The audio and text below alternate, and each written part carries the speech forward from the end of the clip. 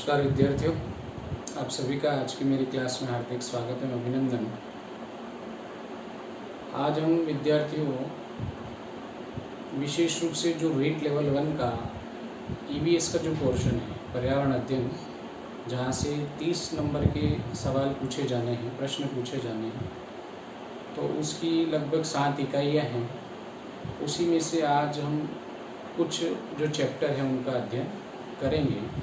तो ईवीएस का एक जो चैप्टर है राज्य पशु, राज्य पक्षी, राज्य पुष्प और राज्य वृक्ष, इसके बारे में हम अध्ययन करेंगे आज की इस क्लास में। और यहाँ से प्रश्न कैसे पूछे जाएंगे और कितना हमें इसके बारे में जानकारी होनी चाहिए, उसी का अध्ययन आज की हम इस क्लास में करेंगे। तो आइए शुरुआत करते हैं।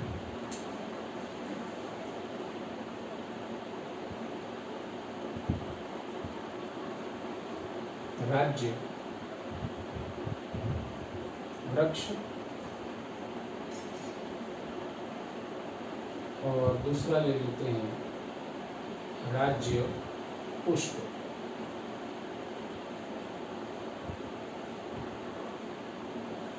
सबसे पहले राज्य वृक्ष और राज्य पुष्प के बारे में हम अध्ययन करेंगे। राज्य अर्थात राजस्थान, राजस्थान का जो वृक्ष जिसको राज्य वृक्ष के रूप में जाना जाता है, और राजस्थान का पुष्प जिसे राज्य पुष्प के नाम से जाना जाता है, इसी के बारे में हम देखेंगे। आइए शुरुआत करते हैं, बिल्कुल पॉइंट टू पॉइंट चलेंगे और जो परीक्षा की दृष्टि से महत्वपूर्ण उन्हीं चीज़ों का हम इसमें अध्ययन करेंगे। पहली बात आती है राज्य वृक्ष। तो राजस्थान का राज्य वृक्ष किसे घोषित किया गया है? तो राजस्थान का राज्य वृक्ष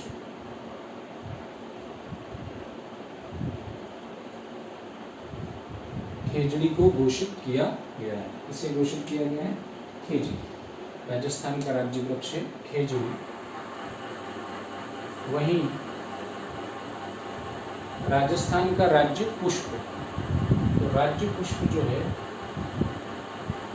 वो है रोहिड़ा का फूल। जो रोहिड़ा वृक्ष है, उस रोहिड़ा पर जो फूल लगते हैं उसी को राजस्थान का राज्य पुष्प माना गया है। पहला हो गया। अब दूसरी बात आती है कि राजस्थान का जो राज्य वृक्ष खेजड़ी है, तो उसे राजस्थान का राज्य वृक्ष कब घोषित किया गया? साथ ही साथ रोहिड़ा का फूल जो राज्य पुष्प है, उसे राज्य पुष्प के रूप में कब घोषित किया गया? तो बहुत ही सरल सा जवाब है 1983, और इसको भी 1983 में घोषित किया गया। दोनों का तुलनात्मक दृष्टि से अपन अध्ययन करेंगे, जो जो चीज़ें कॉमन चल रही है उसी के बारे में। पहला प्रश्न हो गया, राजस्थान का राज्य वृक्ष क्या है? खेजड़ी। राजस्थान का राज्य पुष्प क्या है? रोहिड़ा का फूल। राजस्थान का राज्य वृक्ष कब घोषित किया गया? 1983 में। वहीं राजस्थान का राज्य पुष्प रोहिड़ा का फूल, इसे कब घोषित किया गया? 1983 में।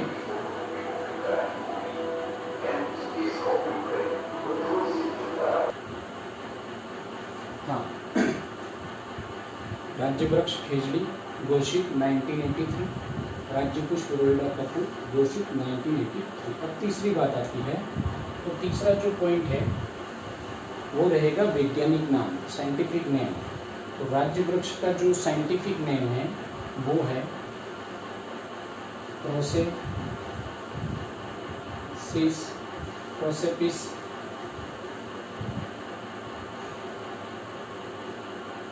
Processes cineraria. क्या नाम है? प्रोसेसिस सिनेरेरिया, ये खेजड़ी का नाम है। वहीं राज्य पुष्प अर्थात रोहिड़ा जो है उसका जो नाम है वो है टिकोमेला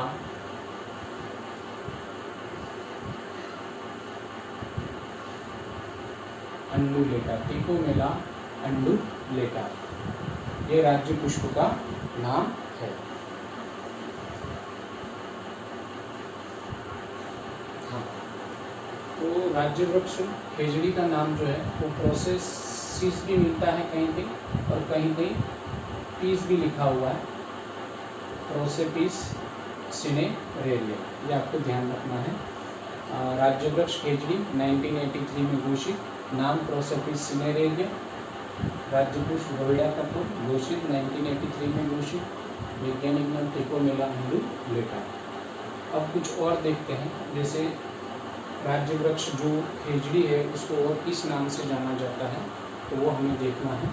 तो इसको सबसे पहले कहते हैं, पहला जो ध्यान रखना है आपको, इसको राजस्थान का सागवान भी कहा जाता है। वहीं पे रोहिड़ा को रेगिस्तान का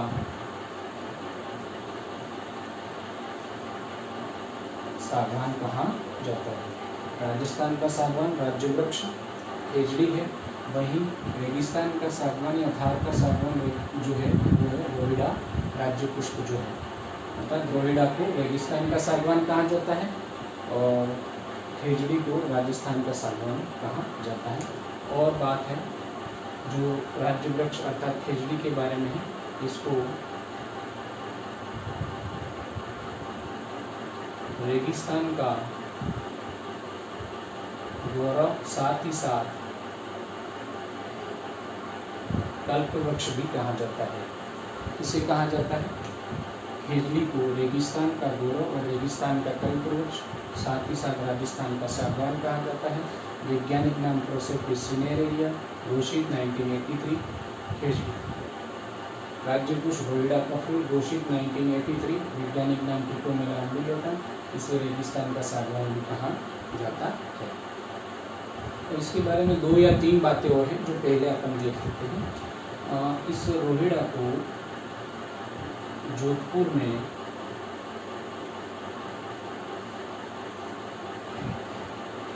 मारवाड़ टीक के नाम से जाना जाता है। मारवाड़ टीक के नाम से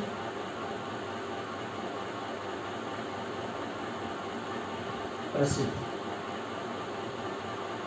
ठीक है। और दूसरी जो महत्वपूर्ण बात इसके बारे में ध्यान रखनी है कि बंदूक की बट बनाने में रोहिड़ा की लकड़ी का उपयोग किया जाता है। रोहिड़ा की लकड़ी का उपयोग बंदूक की बट बनाने में किया जाता है। बंदूक की बट बनाने में इसका प्रयोग किया जाता है। तो रोहिड़ा के बारे में 4-5 बातें आपको ध्यान रखनी है। राज्य पुष्प रोहिड़ा का फूल 1983 में घोषित, ट्रिकोमेला अंडुलेटा इसका साइंटिफिक नेम है। इसे रेगिस्तान का सागवान भी कहते हैं। जोधपुर में मारवाड़ टीक के नाम से प्रसिद्ध है और ये बंदूक की बट बनाने में इसकी लकड़ी का उपयोग किया जाता है।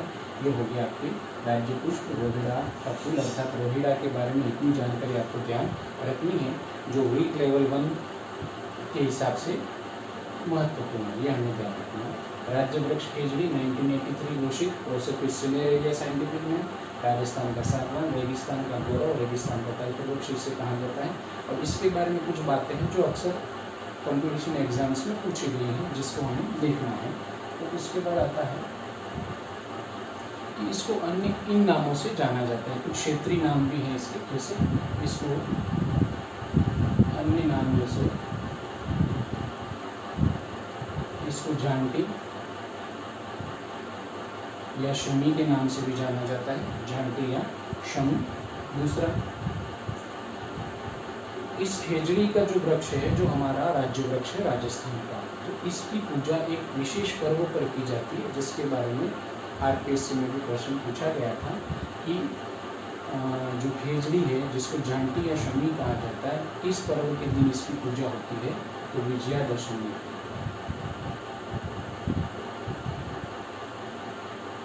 अर्थात दशहरे के दिन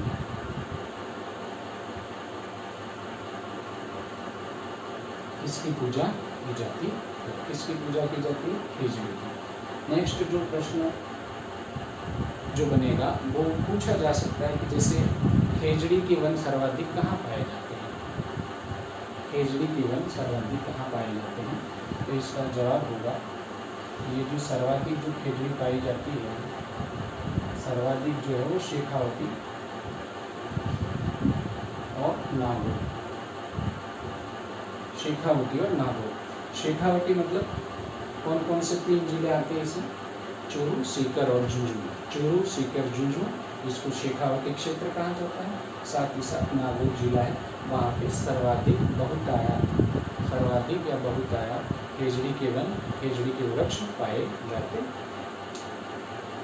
अब थोड़ा सा इसके इतिहास की तरफ जाएं तो जोधपुर रियासत में 1730 की बात है। जोधपुर रियासत 1730, जिसे मारवाड़ भी कहा जाता है। तो 1730 में उस समय जोधपुर रियासत का जो शासक था वो था अभय सिंह। तो अभय सिंह को एक महल बनाने की आवश्यकता पड़ी, अर्थात वो एक महल बनाना चाहता था। तो उस समय सीमेंट वगैरह तो थे नहीं, तो उस समय पत्थरों को जोड़ने के लिए चूना पत्थर को पिघलाया जाता था। चूने पत्थर के माध्यम से जोड़ा जाता था पत्थरों को या ईंटों को, जो भी कहें, तो चूने पत्थर का सर्वाधिक प्रयोग किया जाता। उस चूने पत्थर को पिघलाने के लिए लकड़ियों की, ईंधन की आवश्यकता पड़ी। तो उसने अपने दीवान को कहकर उस मारवाड़ रियासत में जितने भी वृक्ष थे, और सर्वाधिक मारवाड़ रियासत में उस समय खेजड़ी के वृक्ष ही होंगे, स्वाभाविक है, तो उसने वनों को काटने का आदेश दे दिया। किसने दिया? अभय सिंह, महाराजा अभय सिंह, जो जोधपुर रियासत के शासक थे 1730 की बात में करते। तो उस समय ये विष्णुई संप्रदाय से जुड़ा हुआ मामला है कि उस समय उन वृक्षों की, अर्थात उन पेड़ पौधों की कहें या उस जंगल की रक्षा के लिए विष्णुई समुदाय आगे आया। तो जब उस दीवान के द्वारा उन वृक्षों की कटाई करवाई जा रही थी, तो उस समय विष्णुई समुदाय से जुड़ी हुई एक महिला का नाम यहाँ पर आता है, जिसका नाम है अमृता देवी। उस अमृता देवी को पर्यावरण से बहुत लगाव था, अर्थात एक तरीके से कह सकते हैं वो विष्णुई समुदाय से संबंधित थी। और विष्णुई समुदाय जो है पर्यावरण संरक्षण में बहुत, एक तरीके से कह सकते हैं, दिलचस्पी रखता है, या उन्हें बहुत ज़्यादा, वो पर्यावरण प्रेमी है, वो पर्यावरण प्रेमी थे। अर्थात पेड़ पौधों की सुरक्षा करना, पक्षियों की रक्षा करना, उनका पालन पोषण, वो सर्वाधिक ज़्यादा था विष्णुई समुदाय में। तो जब ये बात उन लोगों तक पहुंची कि महाराज के द्वारा जंगलों को काटने का आदेश दे दिया गया है, तो अमृता देवी विष्णुई के नेतृत्व में बहुत सारे लोग वहाँ पर इकट्ठा हो गए। और तब जब वो लोग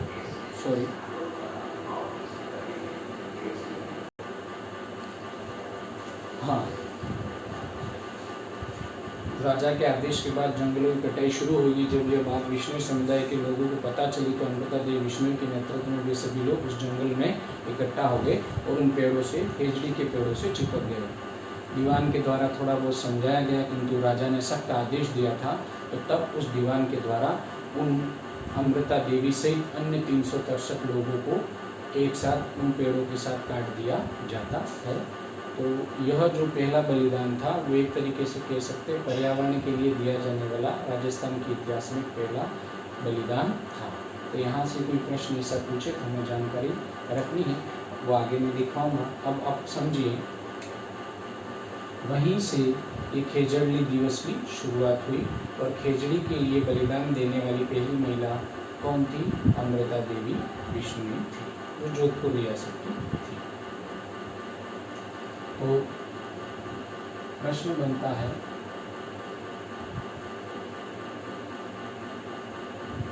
खेजड़ी दिवस की शुरुआत, खेजड़ी दिवस की शुरुआत, तो खेजड़ी दिवस की शुरुआत होती है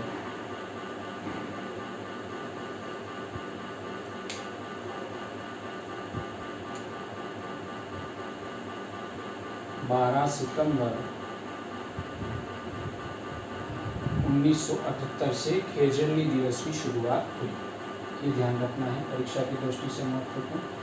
दूसरा प्रश्न बन सकता है, खेजड़ी दिवस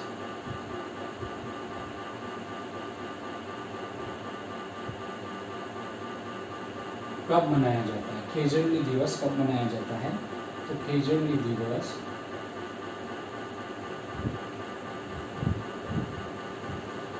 12 सितंबर, प्रतिवर्ष 12 सितंबर को खेजड़ली दिवस मनाया जाता है। एक और ऑपरेशन की शुरुआत सरकार द्वारा की गई थी खेजड़ी वृक्षों को बचाने के लिए, ऑपरेशन खेजड़ा।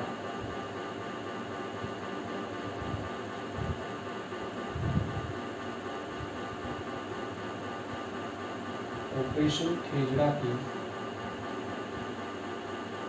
शुरुआत 1991। ऑपरेशन खेजड़ा की शुरुआत कब की गई? 1991 में की गई।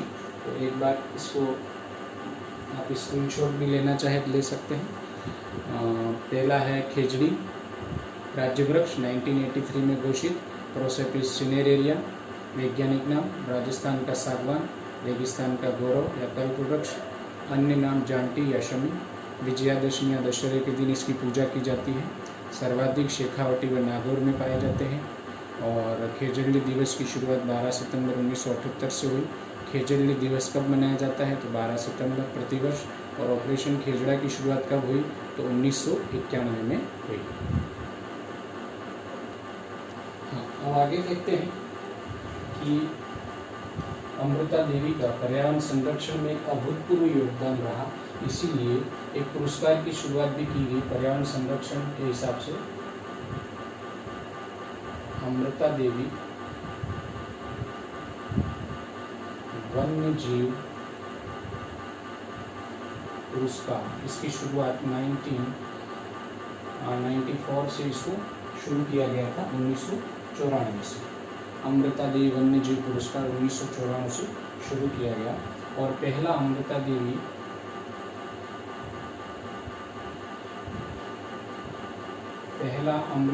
वन्य जीव पुरस्कार पाली के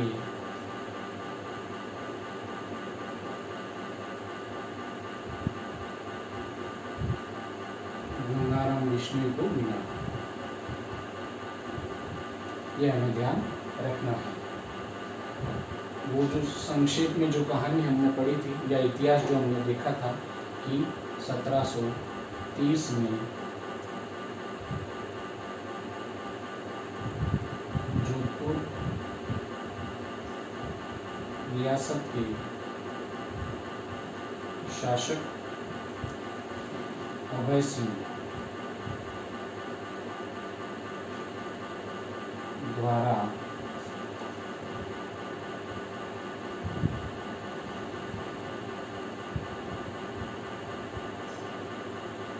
अमृता देवी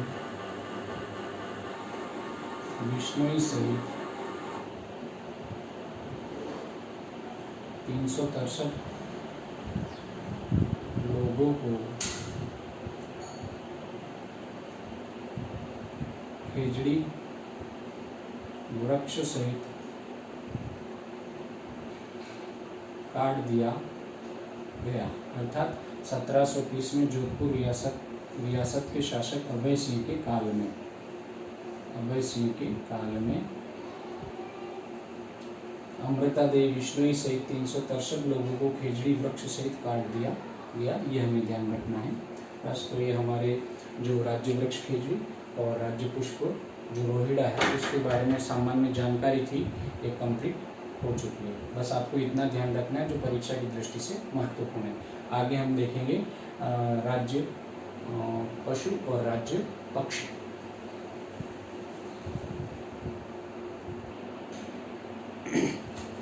हाँ, हमने राज्य वृक्ष राज्य पुष्प देख लिया। प्रश्न, खेजड़ी वृक्ष है तो सर्वप्रथम बलिदान अमृता देवी विश्नोई के द्वारा 1730 शासक अभय सिंह 363 लोगों को एक साथ खेजड़ी वृक्ष सहित काट दिया गया। प्रथम खेजड़ी दिवस की शुरुआत, खेजड़ी दिवस कब मनाया जाता है, खेजड़ी मेला कहाँ लगता है, यह हमें सब ध्यान रखना। अब आता है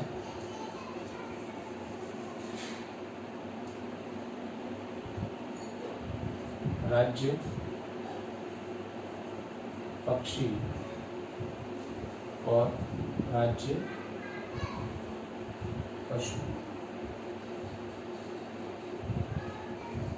साथियों, मैं उतने ही चीज़ लिखवा रहा हूँ जो परीक्षा की दृष्टि से महत्वपूर्ण है और जो 6 to 8 तक की बुक्स में जो दिया उतना ही पढ़ेंगे जो हमारे परीक्षा की दृष्टि से महत्वपूर्ण है। अब आता है राज्य पक्षी, राज्य पशु। जैसा कि हमने राज्य राज्य वृक्ष और राज्य पुष्प का देखा था कि 1983 में दोनों को घोषित किया गया था, 1983 में, जबकि यहाँ पे राज्य पक्षी और राज्य पशु दोनों 1981 में घोषित है। बस ये सिमिलरली आपको याद रखना है, 1981 में घोषित, और राज्य पशु जो है वो भी 1981 में घोषित।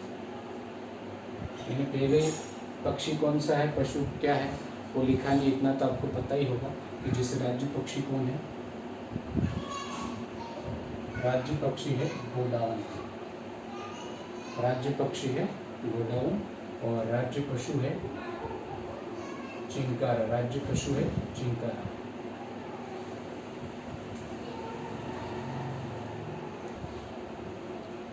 हाँ, बीच बीच में साथियों कोई डिस्टरबेंस रहता है उसकी वजह से, तो उसके लिए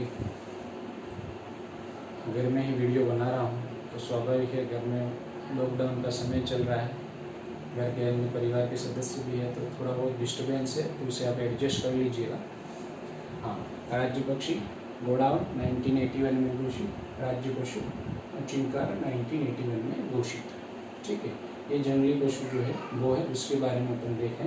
अब आता है 2 पॉइंट अपन ने नोट कर लिए। तीसरा पॉइंट आता है कि राज्य पक्षी का वैज्ञानिक नाम क्या है, तो क्रोरियोंटिस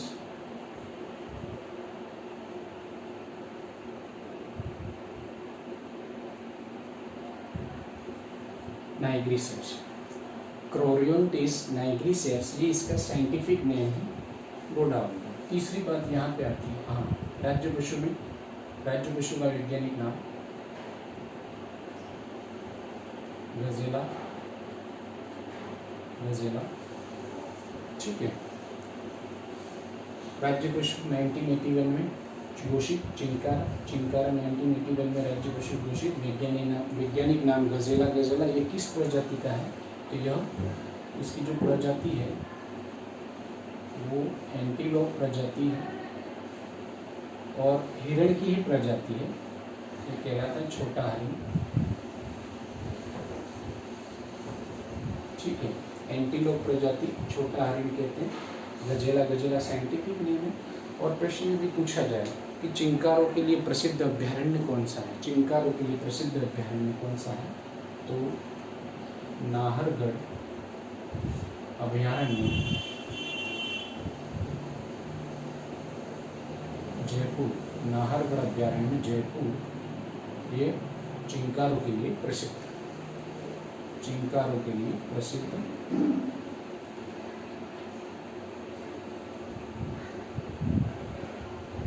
ठीक है साथियों, एक और बात, नाहरगढ़, नाहरगढ़ में एक साथ एक जैसे 9 महल स्थापित है, एक साथ एक जैसे 9 महल भी नाहरगढ़ में स्थित है। राज्य पशु चिंकारा घोषित 1981, वैज्ञानिक नाम गजेला, गजेला, एंटीलोप प्रजाति छोटा हरिण है, हिरण है ये, और नाहरगढ़ अभ्यारण्य, नाहरगढ़ अभ्यारण्य जयपुर चिंकारों के लिए प्रसिद्ध है।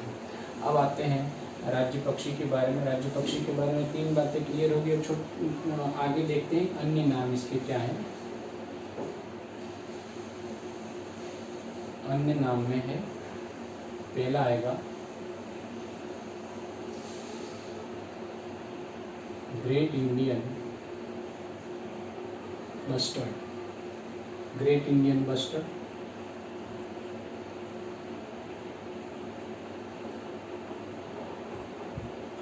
सोहन चिड़िया, और तीसरा इसको कहा जाता है पालमोडी। ग्रेट इंडियन बस्टर्ड, सोहन चिड़िया, पालमोडी। नेक्स्ट जो क्वेश्चन बनता है इसका वो रहेगा कहाँ पाया जाता है। सर्वाधिक कहाँ पाया जाता है?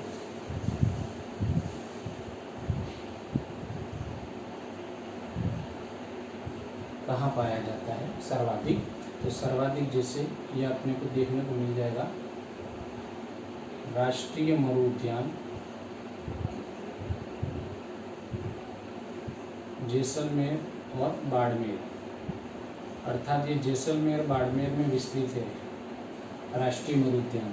तो एक तो राष्ट्रीय मरु उद्यान जैसलमेर बाड़मेर में जो फैला हुआ जो बहुत बड़ा उद्यान है, पार्क है, अभ्यारण्य है, वहाँ पे पाया जाता है। दूसरा हो गया प्रथम। सेकंड है, यहाँ से प्रश्न पूछा हुआ है, सेकंड है सोरसन, एक क्षेत्र है, जगह है जो बारां में स्थित है। और तीसरा है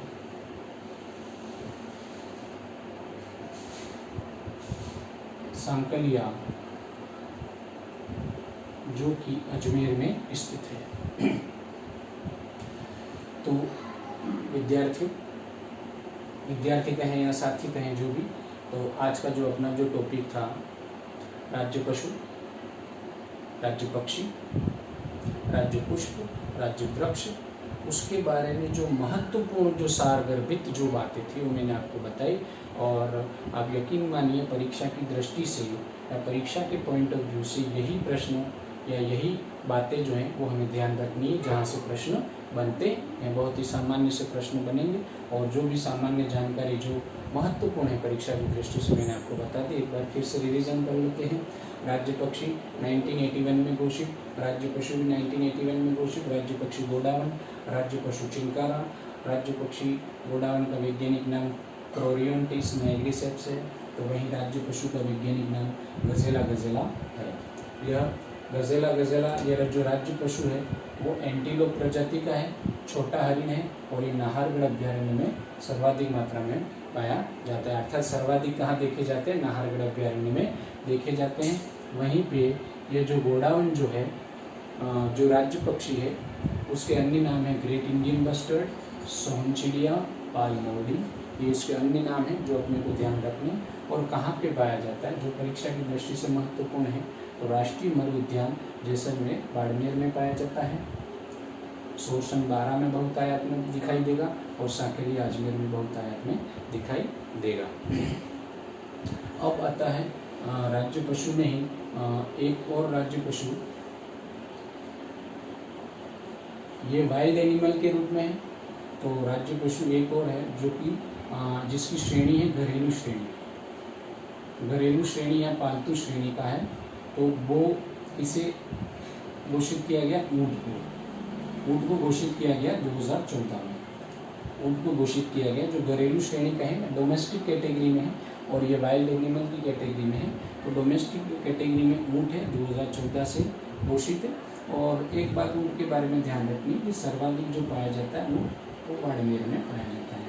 बस ये आपके एक टॉपिक कहें या 4 पॉइंट कहें परीक्षा की दृष्टि से आपके कंप्लीट हो चुके हैं। उम्मीद करता हूँ ये आपको बहुत ही अच्छी तरीके से समझ में आया होगा और आपकी परीक्षा के लिए बहुत ही उपयोगी होगा। साथियों हम जान रहे हैं कि वर्तमान का जो दौर है वो कोविड-19 जैसी जो एक वैश्विक महामारी है उससे गुजर रहे हैं हम सभी लोग।